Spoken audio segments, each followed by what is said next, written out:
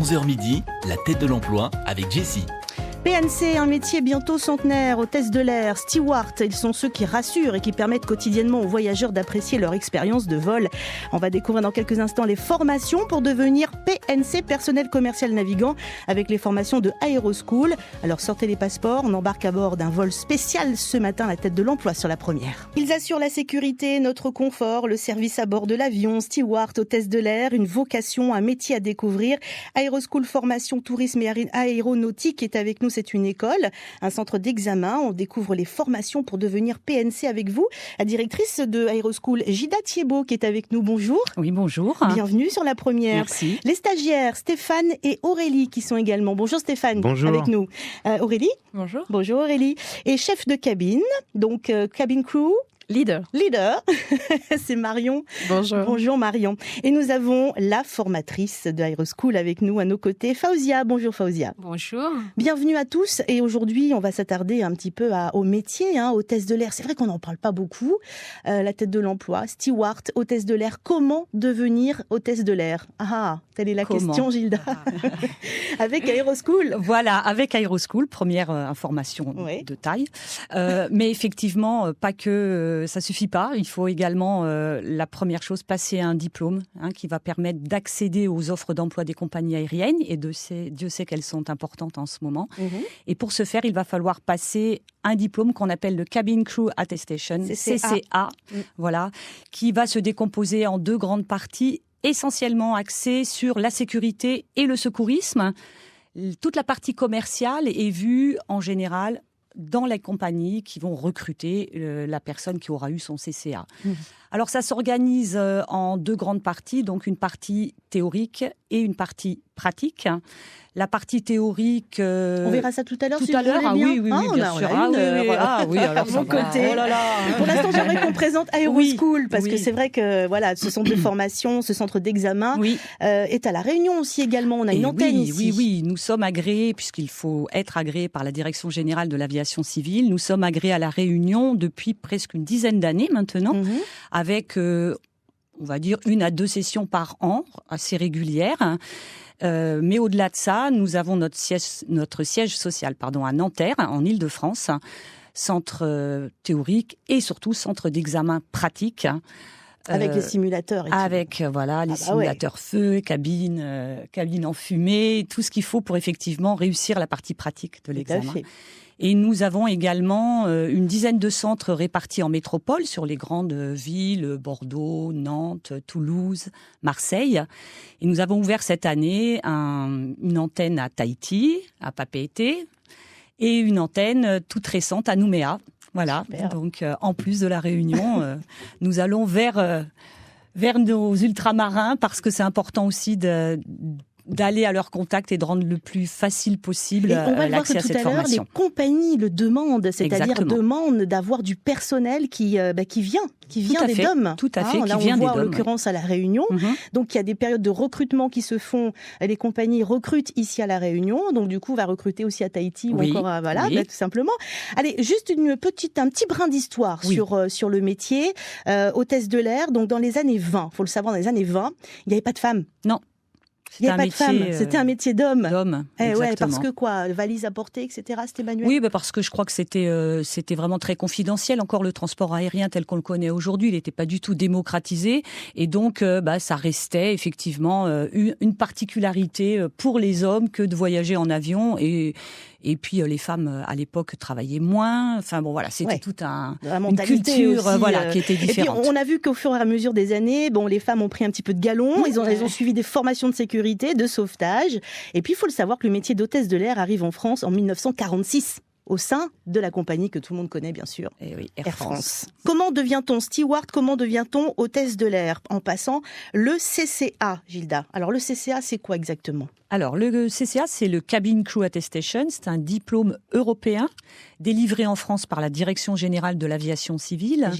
DGAC, exactement. Et pour pouvoir accéder à ce diplôme et le passer les 2 examens, théoriques et pratiques, il va falloir obligatoirement suivre une formation Ces formations sont dispensées par des centres de formation ou écoles qui sont agréés par la DGAC. Voilà, donc c'est vraiment un chemin très particulier et officiel. On ne peut pas passer en candidat libre, on ne peut pas avoir un autre chemin d'accès au diplôme que par les écoles agréées. Voilà, décrocher le CCA aussi également. Voilà. Alors, ensuite, le CCA, ça va être beaucoup de travail. On a l'habitude de le répéter parce que c'est vraiment très, très important. Il faut être centré sur sa formation autour de 2 grands chapitres que sont la sécurité, des modules tels que l'aérodynamisme, la météo. Enfin, Aurélie et Stéphane. Oui, on va les voilà, tout à fait. Ils sont là pour témoigner aussi, hein, Stéphane. Voilà. Alors comment ça s'est passé? Parce qu'ils ont passé la théorie, hein, c'est ça, ils l'ont eu. Alors un grand bravo. Ils l'ont eu à 100%. Ils ont reçu leur théorie, oui, bravo à eux. Stéphane, comment s'est passée cette théorie du CCA? Eh bien, d'abord, nous sommes un groupe de 14 sur cette session. Nous avons tous été recrutés par les sessions de recrutement qui se sont passées à la DOM, justement, ici même à Saint-Denis. Et eh bien, tout se passe bien, on est un super groupe. Et nous avons eu donc Faouzia, qui est avec nous présente ici aujourd'hui. La formatrice. Voilà, et Alain Viau aussi, je le nommerai parce que on fait un coucou des super formateurs, voilà, on lui fait un gros coucou. Et donc, un mois de formation théorique avec à l'issue le passage du diplôme théorique. Et tout le groupe l'a obtenu. Donc, bravo à tous mes camarades aussi. Aurélie, commentaire sur la version théorique? Alors, le CCA théorique, c'est une formation très dense, très intense, qui laisse très peu de temps pour autre chose. Mais une fois qu'on l'a eu, on est très satisfait. Comme on disait, il y avait des modules tels que l'aérodynamisme, la météo, plein de choses auxquelles on ne pense pas forcément quand on pense au métier de PNC, surtout sur ce qui est accès sécurité. Oui. On doit connaître beaucoup de détails sur tout ce qui est l'avion en lui-même, les matériels à utiliser, etc.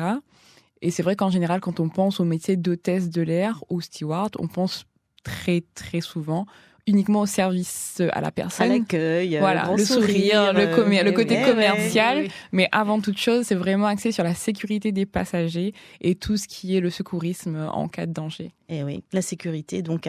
C'est ce que disait Gilda tout à l'heure. En fait, vous disiez, il faut comparer ça à un code et un permis. Oui, dans la façon d'accéder au diplôme, effectivement. Donc CCA, ce serait le code éventuellement. Alors, la théorie, ce serait le code. Voilà. On pourrait effectivement dire comme ça. Et puis, l'autre partie, la partie pratique, ce serait la conduite. Une fois qu'on a bien tous les acquis, on va mettre en œuvre toutes les procédures qui appartiennent au référentiel pratique. La particularité de la pratique, c'est que elle se fait à Nanterre et l'examen se passe à Nanterre. Donc également, là, vous allez partir au siège social. Et oui, ils vont s'envoler pour la métropole vendredi très prochainement. Même. Vendredi là qui arrive. Oui, bien. Voilà. Pour une quinzaine de jours, c'est ça? Oui, alors la formation dure une quinzaine de jours, donc 3 jours avant, 3 jours après. D'accord. Et là, vous allez voir donc le côté pratique. Alors, il y a quoi dans ce côté pratique? Alors, il y a toujours simulateur. Oui. Il y a toujours évidemment sécurité et secourisme, puisque c'est les 2 piliers du CCA, dans des procédures particulières de mise en œuvre alors je vais prendre des exemples, une évacuation maritime. Alors évidemment, on va pas aller sur la Seine faire l'évacuation maritime, on va simuler une évacuation maritime avec les pas obligations. Non, en plus. Puis elle est un peu fraîche en ce moment. Mais on s'était posé la question, mais bon, finalement, on dit non. Oui. Voilà. On aura également des exercices en piscine. Voilà, on va aller dans une eau chauffée quand même. On va pas vous traumatiser. Et puis, on aura également des exercices dans une cabine enfumée avec la cagoule de protection respiratoire, des extinctions de feu réels, feu haut, feu bas. Ça, c'est pour la partie sécurité. Et ils vont mettre en œuvre toutes ces procédures en manipulant le matériel, en étant vraiment actifs. Là, du coup, c'est beaucoup moins... on n'est plus dans la théorie derrière. Du tout, voilà, on sort de la théorie complètement. Et comment ils appréhendent un petit peu ça, Aurélie? Comment vous appréhendez ce stage pratique là?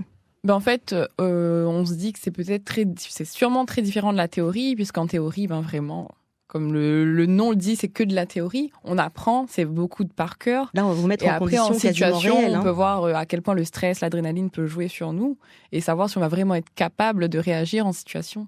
C'est surtout ça le but, parce qu'une fois qu'on sera dans l'avion, ça, justement, la théorie, quelqu'un, un stagiaire ou un stagiaire qui vous dit « Ah ouais, non, ça va pas le faire ». Bien sûr, c'est arrivé. Certains se rendent compte que peut-être ce métier n'est pas tout à fait fait pour eux. Au-delà de ça, dans l'examen pratique lui-même, la grande particularité, c'est qu'ils sont quand même préparés dès la fin de leur théorie avec des outils, du e-learning, la possibilité de visionner des vidéos qu'on a fait de façon à ce qu'ils sachent déjà par anticipation ce qu'on va attendre d'eux pour l'examen pratique. Le plus souvent, ce qui paralyse les stagiaires, c'est leur propre stress en fait. C'est-à-dire l'examen pratique est un examen oral, contrairement à l'examen théorique, où là c'est des QCM, donc bon. Là, il va falloir qu'ils rendent leur connaissance à l'oral face à un examinateur de la DGAC. Bon exercice là à la radio, faut en profiter. Très bon exercice. Alors là. Voilà. Et c'est vrai que ils sont entraînés, bien évidemment, pendant toute la partie pratique. Et puis en plus, on les met en avant condition d'examen puisqu'on leur fait passer des CCA blancs. Où là, nous, on se met dans le corps de l'examinateur. Qui est jury ? Alors, ce sont les formateurs. Les formateurs ? Dans le CCA blanc, ce sont les formateurs. D'accord. Dans le CCA pratique, ce sont des examinateurs de la DGAC. D'accord. C'est-à-dire que là, nos locaux deviennent centres d'examen de la DGAC. Ça appartient à la DGAC. Et ce sont des examinateurs de la DGAC qui se déplacent et qui viennent faire passer l'examen aux stagiaires. D'accord. Donc là, on le voit, CCA, il faut absolument l'avoir, Cabin Crew Attestation. Ensuite, on va avoir quoi comme formation exactement, une fois que le CCA est acquis ? Alors, là, on est sur la base, le socle. Ensuite, selon les profils, il va y avoir quand même des formations qui vont être très importantes aujourd'hui par rapport à leur futur emploi. C'est les formations linguistiques et particulièrement les formations d'anglais. Et c'est là qu'intervient Mademoiselle. Et voilà. Et c'est là qu'intervient Faouzia. Alors Faouzia, l'anglais, quand il s'agit de ces métiers et dans le tourisme et l'aéronautique, je veux dire, c'est indispensable. Indispensable. Et quel niveau est demandé ? Un très très bon niveau, parce que la formation, surtout pour eux qui vont travailler pour French Bee, la formation est toute en anglais, donc il faut parler couramment l'anglais. Et ce groupe-là, c'est un groupe qui parle couramment anglais, parce que moi, je les ai repris après. Écoutez, la petite idée, c'est qu'on termine l'émission en anglais, ça vous dit, ça pourquoi vous parle pas. Oui. Donc, comme Gilda le disait, au niveau de tout ce qui est pratique, on a pu faire pas mal de role plays, c'est-à-dire des jeux de rôle qu'on a pu mettre en œuvre.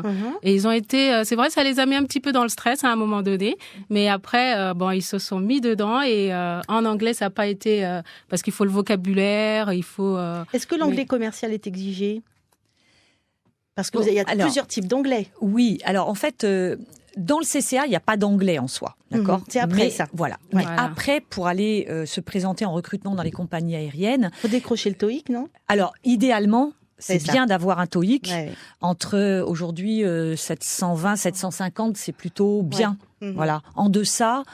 Certaines compagnies s'en satisferont, mais c'est bien que 720, 750, c'est quand même un bon niveau. C'est la moyenne. Oui. C'est une bonne moyenne. Oui. Donc et là, on s'en occupe pour avoir cette moyenne-là ? Ils n'ont pas eu besoin du TOEIC parce qu'ils sont très très bons en anglais. Ils parlent couramment tous anglais, les 14. Donc, et puis ils ont été recrutés en amont. Il y a eu des amont, tests en anglais de fait lors des recrutements. Donc, on rappelle, ce sont 14 réunionnais. Ce sont les 14 qui sont là. Ils sont là, oui, exactement. Très bons en anglais. Très bons en anglais. Non, ils sont excellents, je dois le dire, parce que même moi, j'ai été vraiment très surprise. Parce que je me suis dit que j'avais préparé les cours en fonction d'un groupe que je me disais un petit peu moyen. Et quand je suis arrivée au niveau de la théorie avec Alain Villot et que j'ai eu quelques communications avec eux, donc je me suis dit waouh, ça c'est un groupe que je dois refaire mes cours pour être en fonction avec eux. Non, vraiment, ils sont très, très bons. Et puis, du coup, ça m'a permis aussi de reprendre le cours théorie avec eux tout en anglais pour les préparer justement par rapport à French Bee que tout va être en anglais. Bien sûr.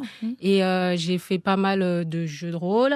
Et les jeux de rôle, dont des évacuations, donc ils ont été excellents là-dessus. En anglais. Stéphane et Aurélie, comment vous avez pu acquérir justement ce niveau d'anglais ici à La Réunion ? Vous avez bougé Juste une petite rectification. Moi, je viens d'Argenteuil à la base, en région parisienne, mais je suis à La Réunion maintenant et j'ai vécu 10 ans en Angleterre avant de venir ici. Voilà, je suis revenu après le mois d'août dernier, je vivais encore en Angleterre. Ouais, je pense que c'est hyper important pour maîtriser une langue, c'est vraiment d'aller dans le pays concerné.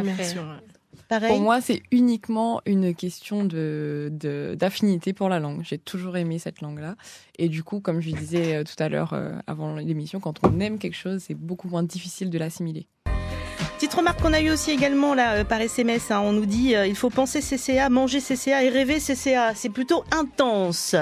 Voilà, ça réagit. Si on veut réussir, il n'y a pas d'autre solution. C'est court, mais... Le CCA, donc c'est la préparation, c'est pour être hôtesse de l'air et steward, on en parle avec vous. Aeroschool, qui est à La Réunion, Cabin Crew Hostess Station. Donc une fois qu'on a ce CCA, qui est quand même le sésame, c'est le sésame qui va vous ouvrir cette porte en fait vers le métier. Donc on a cette formation. Là on part, ça y est, on est bon. Donc okay. on est bon. Ça dure combien de temps le CCA? Juste la durée de la formation. Alors là, chez Aeroschool, la formation dure 154 heures, théorie et pratique. D'accord. Donc 112 heures de théorie et 42 heures de pratique. Ça passe vite, 154 heures. Ah oui, ça fait 3 semaines. Oui, très vite. Super vite. Si c'est intense en même temps. Très très vite. Passer le mois théorique, c'est vrai. Après, on se retrouve très vite avec le CCA théorique à passer. Et pour moi, le mois de février, qui est le début de notre formation pratique, donc la théorie de la pratique avant de nous envoyer en métropole pour l'examen, le passage de l'examen final. Le mois de février est passé à une vitesse grande. C'est clair. C'est l'anglais qui les a motivés. Ouais, j'ai l'impression. Février. Gilda, au niveau de ce CCA, vous m'avez dit, il y a alors 2 façons d'entrer dans Aeroschool. Ça, il faut le préciser. La première, c'est par exemple moi. Voilà. J'arrive. Oui.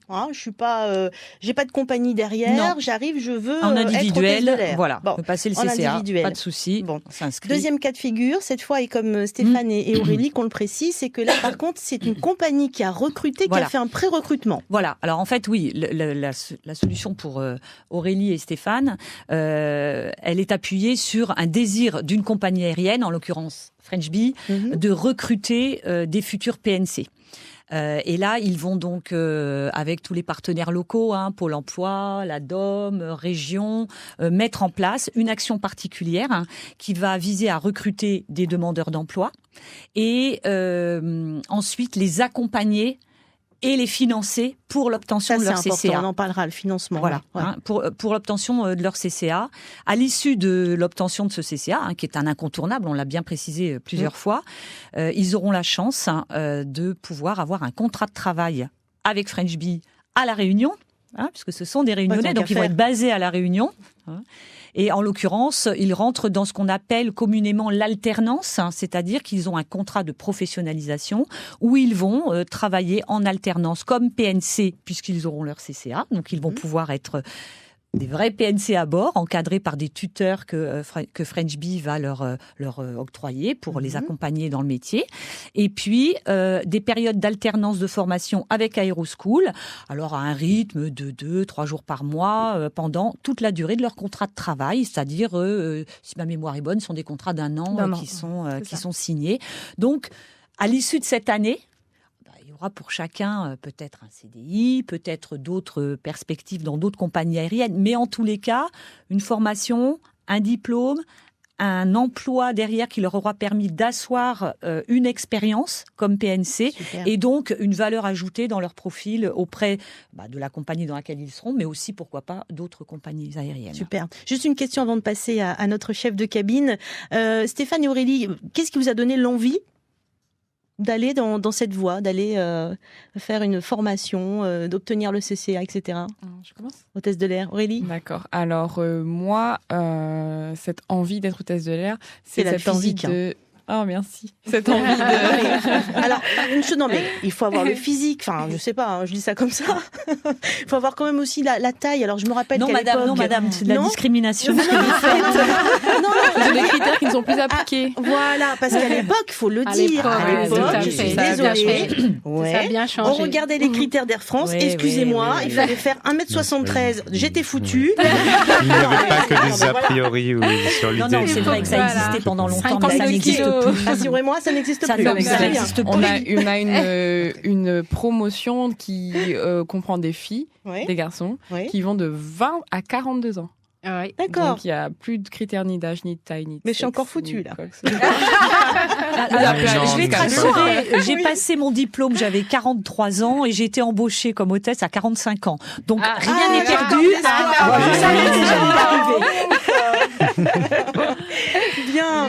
Alors Aurélie, Donc, oui. le métier de PNC, c'est un métier qui peut paraître peu conventionnel. Et moi, ce qui m'a attirée dans ce métier, déjà le contact avec les différents horizons, les différentes cultures. On voit des personnes différentes tous les jours. Et aussi le fait de ne pas avoir ces horaires de boulot, métro, dodo, etc. Ah, la routine. C'est ça.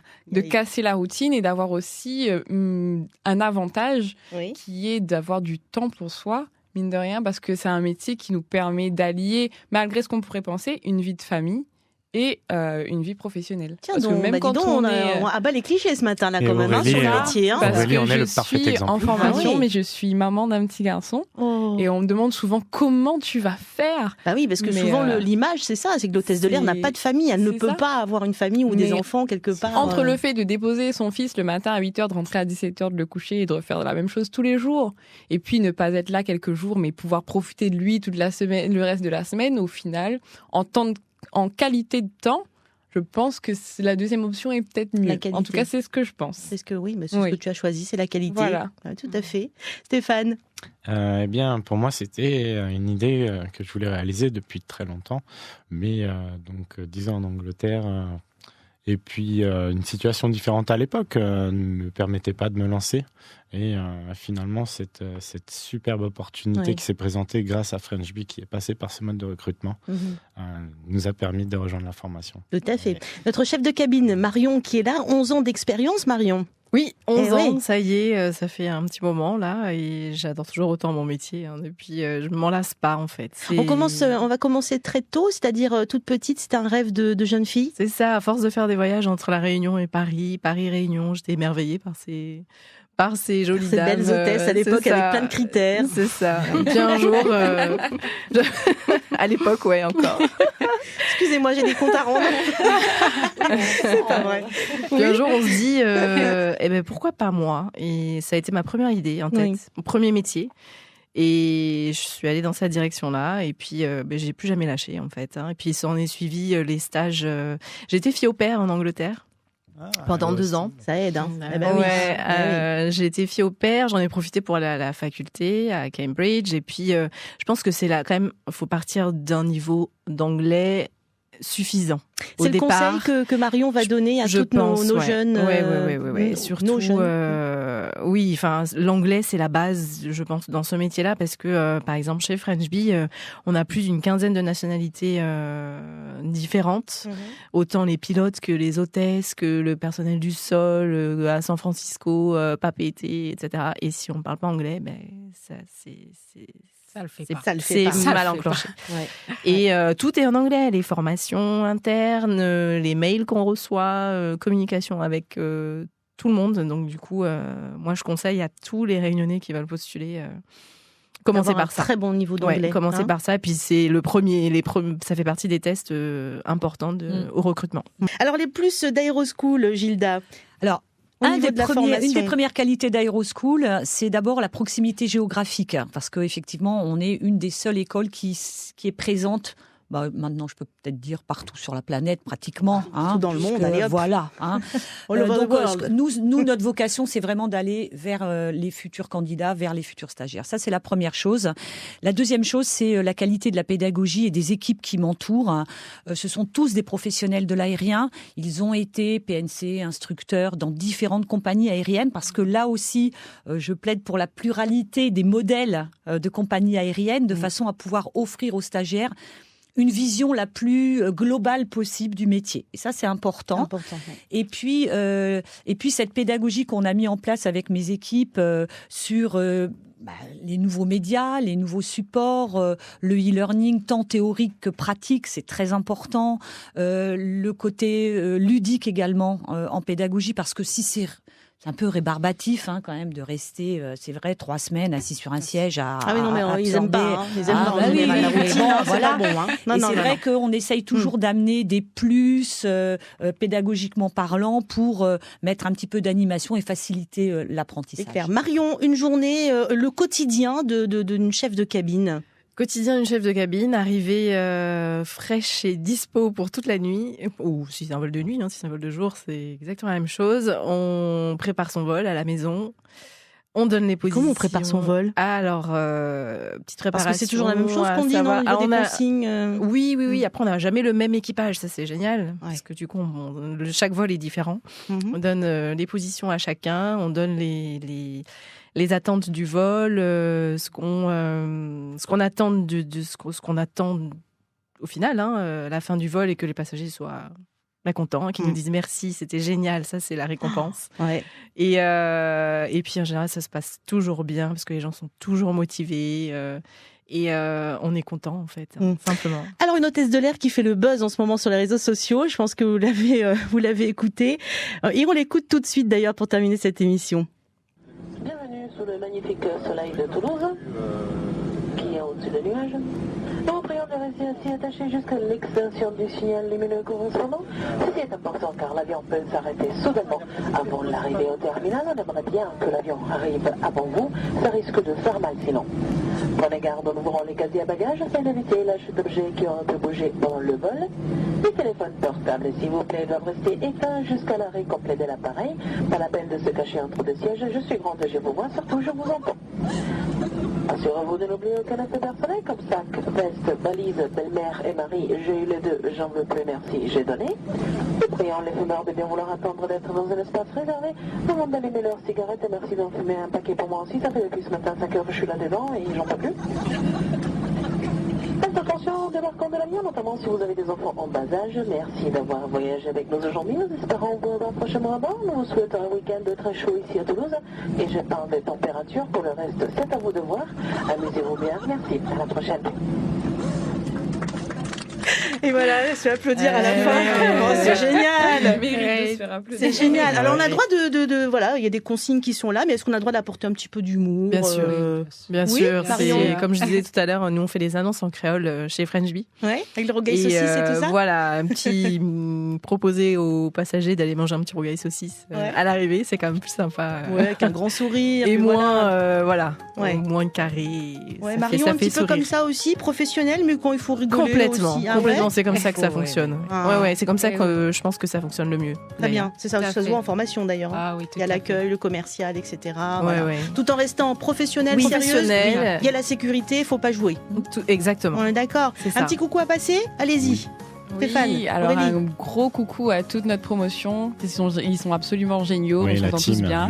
À nos formateurs, Faouzia et Alain, qui a fait un très gros travail, mais qui n'est plus là, qui a dû repartir en métropole. Bon, allez, on les embrasse sur d'autres missions.